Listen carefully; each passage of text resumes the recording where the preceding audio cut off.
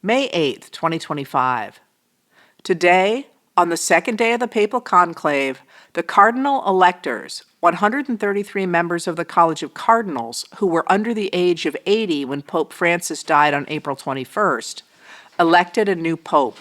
They chose 69-year-old Cardinal Robert Prevost, who was born in Chicago, thus making him the first pope chosen from the United States. But he spent much of his ministry in Peru and became a citizen of Peru in 2015, making him the first pope from Peru as well. New popes choose a papal name to signify the direction of their papacy, and Prevost is chosen to be known as Pope Leo XIV. This is an important nod to Pope Leo XIII, who led the Church from 1878 to 1903 and was the father of modern Catholic social teaching. He called for the Church to address social and economic issues and emphasize the dignity of individuals, the common good, community, and taking care of marginalized individuals. In the midst of the Gilded Age, Leo XIII defended the rights of workers and said that the Church had not just the duty to speak about justice and fairness, but also the responsibility to make sure that such equities were accomplished.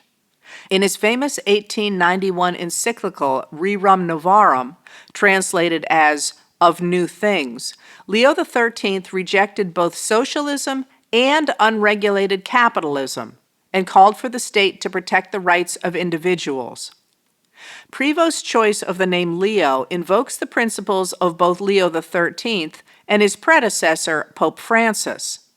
In his own lifetime, he has aligned himself with many of Francis's social reforms, and his election appears to be a rejection of hardline right-wing Catholics in the U.S. and elsewhere who have used their religion to support far-right politics. In the U.S., Vice President J.D. Vance is one of those hardline right-wing Catholics. Shortly after taking office in January, Vance began to talk of the concept of ordo amoris, or order of love, articulated by Catholic St. Augustine, claiming it justified the MAGA emphasis on family and tribalism and suggesting it justified the mass expulsion of migrants. Vance told Sean Hannity of the Fox News Channel, "You love your family, and then you love your neighbor, and then you love your community, and then you love your fellow citizens in your own country. And then, after that, you can focus and prioritize the rest of the world. A lot of the far left has completely inverted that." When right-wing influencer Jack Prosobiec, who is Catholic, posted Vance's interview approvingly, Vance added, "Just Google ordo amoris. Aside from that, the idea that there isn't a hierarchy of obligations violates basic common sense." On February 10th, Pope Francis responded in a letter to American bishops. He corrected Vance's assertion as a false interpretation of Catholic theology. Christians know very well that it is only by affirming the infinite dignity of all that our own identity as persons and as communities reaches its maturity, he wrote. Christian love is not a concentric expansion of interests that little by little extend to other persons and groups. The true ordo amoris that must be promoted is that which we discover by meditating on the love that builds a fraternity open to all, without exception. Worrying about personal, community, or national identity, apart from these considerations, easily introduces an ideological criterion that distorts social life and imposes the will of the strongest as the criterion of truth, Pope Francis wrote. He acknowledged the right of a nation to defend itself and keep communities safe from those who have committed violent or serious crimes while in the country or prior to arrival, but defended the fundamental dignity of every human being and the fundamental rights of migrants, noting that the rightly formed conscience would disagree with any program that identifies the illegal status of some migrants with criminality.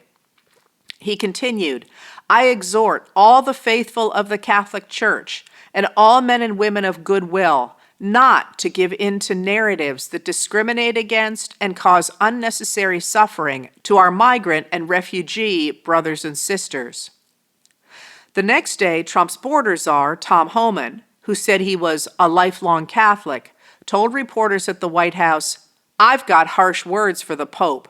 He ought to fix the Catholic Church and concentrate on his work and leave border enforcement to us."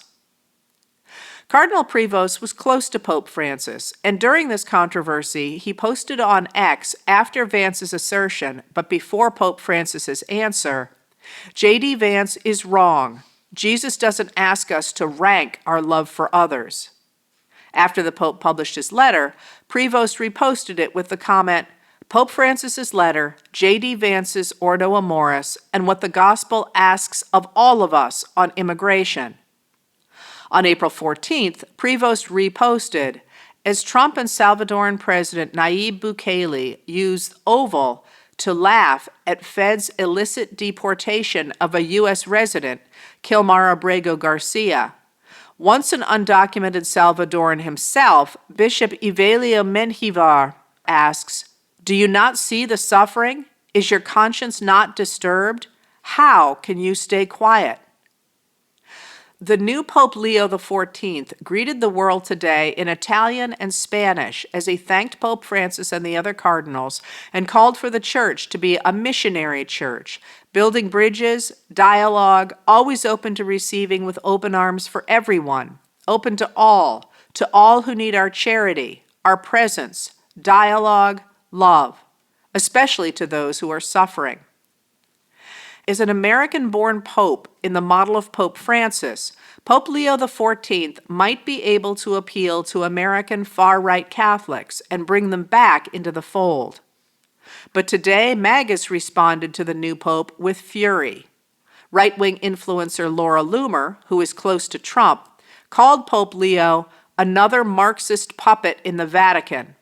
Influencer Charlie Kirk suggested he was an open borders globalist installed to counter Trump.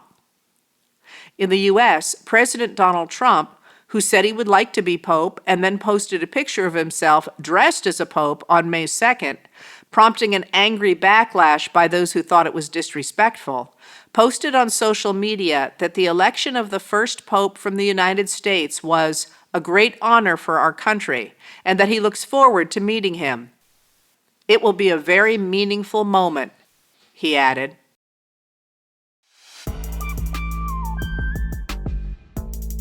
Letters from an American was written and read by Heather Cox Richardson. It was produced at Soundscape Productions, Dedham, Massachusetts. Recorded with music composed by Michael Moss.